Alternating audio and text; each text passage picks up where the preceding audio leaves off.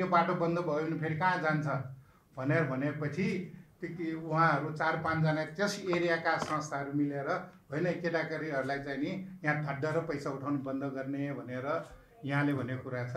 हामीले पनि अहिले व्यवसायले पनि व्यवसाय गर्नलाई हामी पनि पलायन नहोस् बाहिर जानलाई तपाईँको नेतृत्वमा हामीलाई पनि यसै गुरु अर्थी र दिएर काम गरिदिनु हुन भनेर सर्वप्रथम त मानिज्यू सबै कुरा बुझेको र मन्त्री पाएका छौँ। अब यो निजी क्षेत्रका व्यवसायहरूले मन लागि र एकदम मन लाएर कसरी व्यवसाय गर्ने हतोत्साही नहुने र सबैलाई एउटा व्यवसाय गरौँ भनेर जुन एउटा पूर्ण विश्वासका साथ यो ज्वलन्त यहाँले गरिदिनु पर्यो। र जुन अघि कमलेश्वर मैले त जहिले पनि एउटै कुरा धेरै पहिलादेखि जुन बेलादेखि राजस्व अनुसन्धान सम्पत्ति शुद्धिकरण र राष्ट्रिय अनुसन्धान प्रधानमन्त्रीका आयो यो राजस्व अनुसन्धानले गरेर कतिले व्यापार छोडे कति त जेन्जी व्यवसाय त अब कामै गर्न छोड्छु भनेर पनि लागे। म पनि जेन्जी व्यवसाय किन लागेको भने धेरै उदाहरण छ। अहिले आफ्नै सँग भएकाहरूले पनि अब त व्यापार नगर्ने छोड्ने भन्छ। यति दुःख दियो कि राजस्व अनुसन्धानले त्यो लाग्दै नलाग्ने जेनेनलाई पनि यति दुःख दियो र अस्ति सुनेछौँ कि यसलाई पनि खारेज गर्ने जसरी तपाईँले कारोबार मूल्य गर्नुभयो कति खारेज भयो यो राजस्व अनुसन्धानलाई खारेज गरेर जेन्युन तरिकाले व्यापार गर्ने तरिकाले किन राजस्व अनुसन्धान सबैले तपाईँले जेन्युन म त्यो आउँछु कसरी जेन्युन तरिका गर्ने भन्ने हिसाबले। र हाम्रो अनुरोध चाहिँ नि मन्जुलाई के छ भने अब डाटा र राजेन्द्रले पनि भनिसक्यो कमलेशजीले पनि भनिसक्यो अब हाम्रो चाहिँ यो क्रय शक्ति कसरी बढाउनु त मेन त हजुरलाई चाहिने त्यही हो।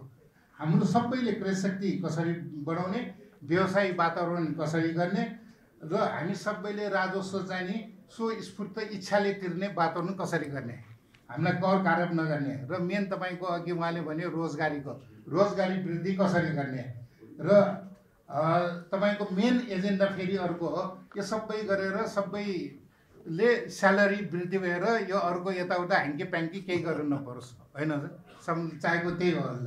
त्यसकारण सबैले यो जुन राजस्व तिरौँ भन्ने वातावरण हजुरले बनाउनु पर्यो। र म खालि अनुभव र सेयरको अनुसारले मन्त्रीज्यूलाई के भन्न चाहन्छु भने म एउटा अनुभव यो मलाई दुःख पनि लाग्छ त्यो बेला पनि आफै अध्यक्ष हाम्रो हुन त डाक्टर हो त्यो पनि मन्त्रीजी युवराज खतिवडा है गभर्नर भइसक्यो योजना आयोगको उपाध्यक्ष भइसकेको रे सबैले अब यो त पढेको आयो भने राम्रो हुन्छ भने पढेको भन्दा तपाईँ जस्तो पढेको भने कि पढेको अध्यक्ष आएपछि नि मन्त्री आएपछि राम्रो हुने रहेछ है पढेको भन्दा। त्यसै कारणले उहाँले एउटा धेरै ठुलो गर्नु भएन खालि एउटा 10 लाखको र एउटा 30% भन्सार हामी यो व्यवसायहरू गर्दा 30% भन्सारले उहाँले 40 गर्नुभयो। त्यो बेलाका चिफहरूलाई हजुरले सोध्नु होला 2-3टा चिफमा 3 महिनासम्म जबरजस्ती गरेर उठायो 3 महिनापछि इम्पोर्टै बन्द भयो हजुर धेरै त्यो हजुरलाई सबै कुरा रेकर्ड किनभने त्यस कारणले राजस्व बढाएर मात्रै असुली हुँदैन 3 महिनादेखि राजस्व आउनै बन्द भयो।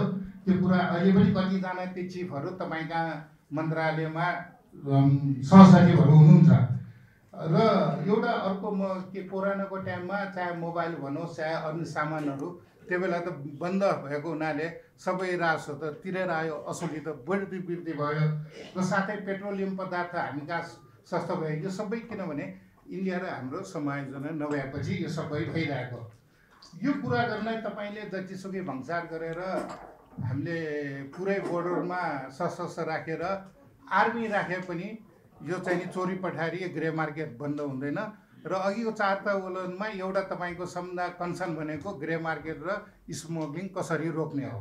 त्यस कारणले तपाईँले म त के थाहा हुन्छ भने चाहे तपाईँ आर्मी कर्फ्यू गरे पनि त्यहाँ चाहिँ नि सायद त्यो ग्रे मार्केटबाट आउने बन्द हुँदैन होला। अब त झन् इन्डियाले त्यो जिएसटी घटाइसकेपछि यो बोर्डरबाट हामी चाहिँ नि पहिला इन्डियन एम्बेसीलाई के भन्न जान्थ्यौँ भने तपाईँको त्यो बोर्डरमा सबैमा जिएसटी लगाउनु पर्यो त्यसै हामीले सामान किनेर दिनु भएन बोर्डरमा सबै गएर हाम्रो व्यापार खत्तम भयो हाम्रो एजेन्सी खत्तम भयो भन्थे अब जिएसटी घटाएर त अब घटाउनु पर्यो जिएसटी तिरेर ल्याए पनि हजुर त्यो बोर्डरमा मात्रै होइन त्यो काठमाडौँसम्म पनि तपाईँलाई चाहिने सामानहरू हुन्छ। यो कारण त्यो इन्डियामा सस्तो भएर यो हाम्रो मेनै यो हाम्रो दरबन्दीहरू यिनीहरू समायोजन नभएरै भइरहेको हो।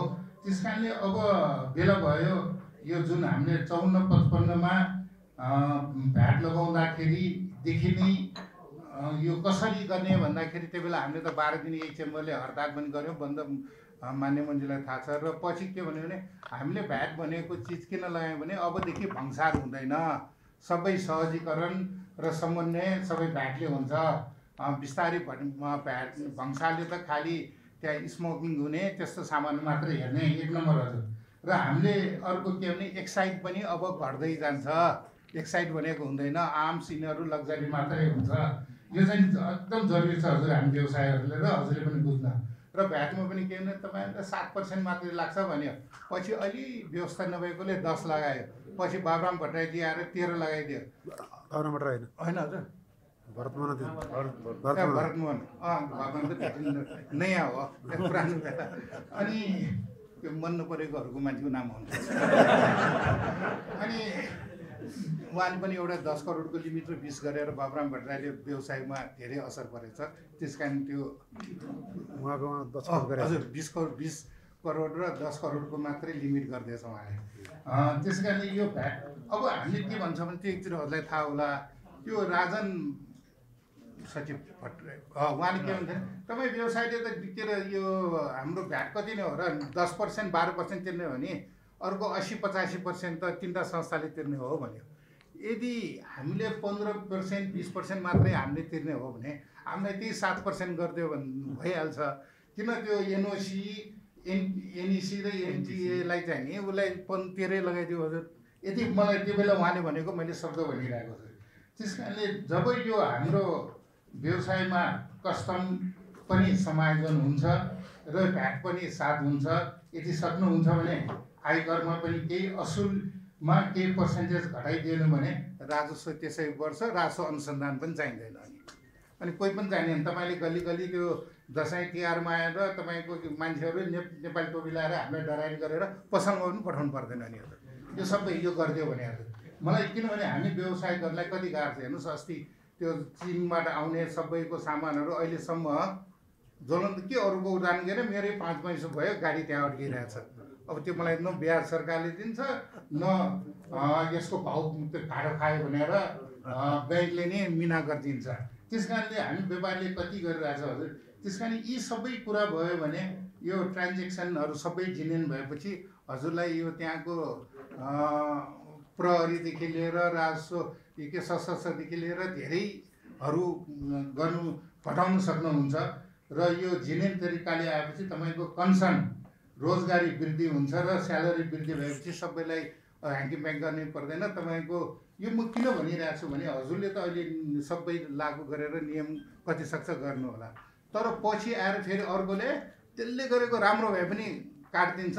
र अब यो चाहिँ नि तपाईँले यो सबै गर्नुभयो भने यदि काट्यो भने हामी व्यवसाय भयो, कर्मचारी भयो, इभन उपभोक्ता पनि हो उहाँले गरेको ठिक हो तपाईँले केही गर्न सक्दैन भने जुलुस आउने हामी हुन्छ। त्यस कारणले यो अलिकति हजुरले यसमा चाहिँ ध्यान दिनुपर्छ। तपाईँलाई पर्मानेन्ट सल्युसन हुन्छ जस्तो लाग्छ। र मलाई यो के भने 30 र 24 गते सबैको ठुल्ठुलो यो कसैले ठुलो व्यवसायको, ठुलो उद्योगको, ठुलो पर्यटनको मात्रै नोक्सान भएको र उहाँलाई यो बिमाको अध्यक्ष छ, बिमाको पनि उहाँलाई मात्रै बिमालाईको हाम्रो अध्यक्षलाई पनि के अनुरोध गर्छौँ भने मन्त्रीलाई पनि उनीहरूलाई छिटो बिमा दिइदियो भने उनीहरूले चाहिँ नि आफ्नो त बनाइरहेछ, चाहे त्यो उद्योगमा सप्लाई गर्ने सामानदेखि लिएर त्यो हाम्रो व्यवसायले सामान सप्लाई गर्ने उनीहरूको पनि पैसा आएपछि चेन इफेक्ट हुन्छ। यहाँ कतिको व्यवसायहरूको पैसा नआएर एकदम गाह्रो भएर फेरि ठुलो चाहिँ नि बन्ने फेरि सानोहरू फेरि खतम। यो हामी त चेम्बरमा हाम्रो ग्रासरुट र व्यवसायहरू बढ्ता भएकोले हामीले व्यवसायको कुरा धेरै गरिदिनुपर्छ हजुर। त्यस कारण यो व्यवसायहरूको उनीहरूलाई त्यस कारण यो ब्याङ्कले पनि रिसिड्युल कसलाई गरिदियो भने त्यही ठुलोलाई गरिदियो, त्यो सानो सप्लायर गर्नेलाई उनीहरूलाई चाहिँ नि ब्याङ्कबाट रिसिड्युल पनि भएको छैन। त्यस कारण राष्ट्र ब्याङ्कले चाहिँ निर्देशन दिनु पर्यो सानोहरूलाई पनि उनीहरूलाई पनि ब्याङ्कबाट लोन लिन अलि सहजीकरण गरेर रिसिड्युल गर्नमा अनुरोध। र जसरी तपाईँले 50% तुरुन्त भनेको जस्तै त्यसलाई 50बाट फेरि 75 बनाउनु पर्यो र सबै त्यहाँ कारोबार गर्नेहरू चाहे त्योहरूलाई पनि छिटो पैसा आयो भने उनीहरू फेरि उठ्नलाई सजिलो हुन्छ। एउटा माथिको उठ्छ फेरि तलहरूको फेरि बसे होला भन्ने हामीलाई पिर लागिरहेछ हजुर। र यसको चेन इफेक्ट धेरै हुने रहेछ। चाहे त्यो पर्यटनको एउटा होटेलहरू त्यतिकाले गर्दाखेरि त्यहाँको सप्लायरदेखि लिएर त्यहाँ सप्लाई गर्ने सामानदेखि लिएर अब टुरिस्ट पनि कमी भएकोले सबैलाई नि स्टक राखिरहेको, इम्पोर्ट गरिरहेको र उद्योग गरिरहेको अलिकति धराशायी भइरहेछ। र उद्योगको पनि त्यो कतिका डिस्ट्रिब्युटर भयो, डिलरहरू, उनीहरूलाई पनि रिटेललाई पनि गाह्रो भइरहेछ। र अघि अध्यक्षले भनेकोमा एउटा पर्यटनको भिसा त ठिकै हो, अरू उहाँ धेरै भन्यो। साथै त्यो बेला लग्जरी ट्याक्स लगाएका र अहिले जुन अरूलाई पनि फेरि त्यो अलिकति सर्भाइभ हुनलाई, फेरि अब नयाँ नयाँ सामान आउनलाई र यो गाडी भयो अनि त्यहाँबाट अन्य रिलेटेड सामानहरूलाई पनि छुट दिनुपर्छ। यो भिसा छुट हेर्दाखेरि छुट छ, तर राजस्व त्यो आयो भने त्यसको डबल चाहिँ नि टुरिस्टहरूले नै दिन्छ जस्तो लाग्छ हजुर। मलाई मेरो साथ किसान देखाएको कृषिमा चाहिँ नि हजुर अहिले एक्सपोर्टको धेरैले हाम्रो नेपालीहरूको बाहिर एक्सपोर्ट भइरहेछ हजुर।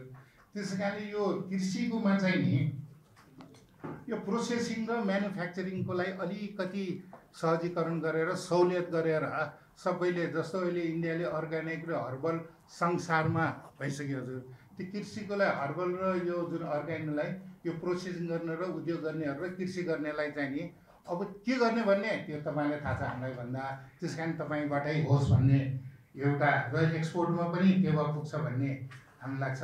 अलिक बुझेकोले मैले पनि अलिकति इङ्ग्लिसबाट यो डुइङ बिजनेस कस्ट चाहिँ नि कसरी घटाउन सकिन्छ भनेर यो हाम्रो धेरै चिन्ता छ। र हामी कम्पिटेटिभ भनेर खालि हामीले चाहिँ नि इन्टरनेसनल सबै कन्फरेन्समा जाने, त्यहाँको लहरू मान्ने, आफूलाई चाहेपछि चाहिँ नि नेपाली ल गर्ने, त्यो होइन इन्टरनेसनल अनुसार हामी पनि जानुभयो पर्छ। अस्ति हजुरले भेटमा मैले कारोबार मिलाएको छु नि घटाइसकेँ भने जस्तै यो कारोबार मूल्य त सबै यो के अरे सबै भन्सारमै गरिदिनु हुने। र यसको साथसाथै अरूको नयाँ नयाँ वाणिज्यसँग पनि हजुरले वाणिज्यलाई सिकाएर, किनभने राजस्व भनेपछि वाणिज्यदेखि सबै डराउँछ, त्यसै कारणले वाणिज्यलाई पनि सिकाएर यो गरे पनि डुइङ बिजनेस कस्ट कम्पिटेटिभ नेपालीहरूको हुन्छ भनेर त्यसमा। र एउटा अर्को हाम्रो डुइङ बिजनेस कस्टमा चाहिँ सबभन्दा अहिले हाम्रो गाह्रो भइरहेको यो लजिस्टिकले हो। यो लजिस्टिकको अलिकति कहाँबाट हामीले हाम्रो कस्ट घटाउन सक्यो भने हाम्रो जिडिपी ग्रोथमा पनि अलिकति यसले चाहिँ नि सहयोग हुन्छ। कतिवटा देशमा त 17 देखि 25% लजिस्टिकले जिडिपी ग्रोथमा भइरहेको रहेछ। त्यसै कारणले यो जिडिपी ग्रोथलाई पनि असर हुन्छ। त्यो हाम्रो ध्रुव थापाले एउटा मेसेज पठायो हजुर, हाम्रो नाडाको अध्यक्षले। अब उसको भनाइ यो Euro 6 चाहिँ नि नेपालकोमा चाहिँ नि अझ बेला भएको छैन हजुर। Euro 6 ले गर्दाखेरि अहिले ठुल्ठुलो ट्रक, बस र यो हाम्रो टिपरहरू सबै बन्द भयो। त्यो यो जुन गाडीमा त Euro 4, 5 सम्म छ, Euro 6 भनेको संसारमै नभएको हामी चाहिँ अलिक चाँडै गर्न सक्ने रहेछ। इन्डियामै युरो भनेर अर्को 4 मात्र छ। नेपालमा Euro 6 ल्याइदिएपछि त्यसको भन्सार पनि बढी हुने, कस्ट पनि बढ्ने, त्यस्तो फ्युल पनि नपाउने। यो अस्ति हजुरलाई धन्यवाद छ, 35 दिनलाई त्यो हो, त्यो 35 दिन हटाएर सदाको लागि नि त्यो चाहिँ नि Euro 6 चाहिँ नि यहाँ त्यो बरु Euro 4 गरिदिउँ, Euro 4 सम्म ठिक छ यसलाई भन्ने एउटा। र उहाँले चाहिँ त्यो एउटामा त्यो निर्माता कम्पनीले मात्रै इम्पोर्ट गर्ने कुरा त्यो अस्ति मान्छेलाई थाहा छ। र अर्को चाहिँ नि यो व्यवसायहरूलाई राष्ट्र ब्याङ्कलाई ठोकिन गएको, यो पहिला 80 दिएको थियो, अहिले 60 गर्दाखेरि चाहिँ नि त्यो पनि हजुरबाट होस् भन्ने। र अर्को फुर्ती गरेर एउटा के भने उद्योगले, यहाँ 4-5 जना उद्योगको साथीहरू पनि छ, माइन्ड नगर्नु होला, उद्योगले जहिले पनि रोजगारी सबभन्दा बढी हामीले भनेर भन्छौँ। हामी व्यवसायहरू के भन्छन्, सबभन्दा बढी रोजगारी हामी व्यवसायले दिएछ, त्यो पसलदेखि अफिस काउन्ट गऱ्यो भने। त्यस कारणले अहिले हामीले दिइरहेको व्यवसायीहरूले दिएको रोजगारीलाई अझ बढाउनलाई चाहिँ नि व्यवसायमा अलिकति सहुलियत र सहज भयो भने अझ हामी व्यवसायीले चाहिँ नि रोजगार दिन सक्छौँ भन्ने लाग्छौँ। धन्यवाद।